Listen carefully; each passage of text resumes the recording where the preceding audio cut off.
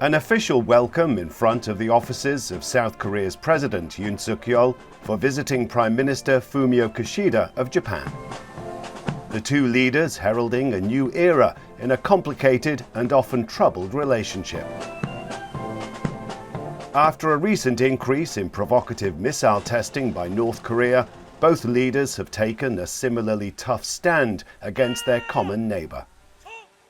북한의 핵과 Prime Minister Kishida and I shared the understanding that North Korea's nuclear and missile development poses a significant threat to peace and stability, not only to the Korean Peninsula and Japan, but also to the whole world. To respond to this, trilateral cooperation between South Korea, the United States, and Japan is essential.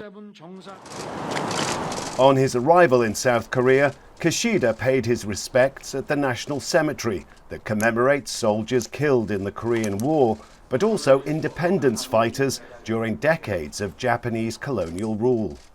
It's partly because of that legacy and South Korea's suffering during World War II that led to relations souring in recent years, and that Yoon has been trying to repair.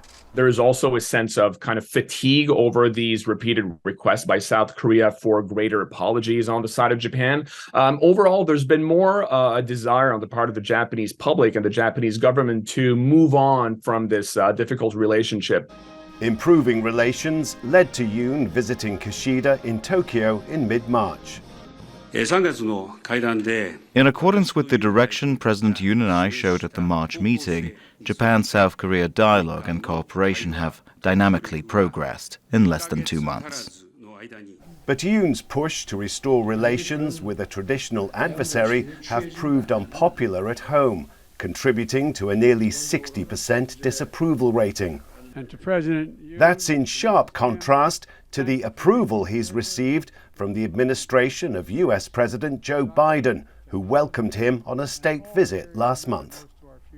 Looking on approvingly at these warming relations is the United States. As its two most powerful allies in East Asia, Washington sees Japan and South Korea as a counter not only to North Korean threats, but also to the expanding influence of China. And the leaders of all three are expected to hold a trilateral on the sidelines of the upcoming G7 summit in Hiroshima.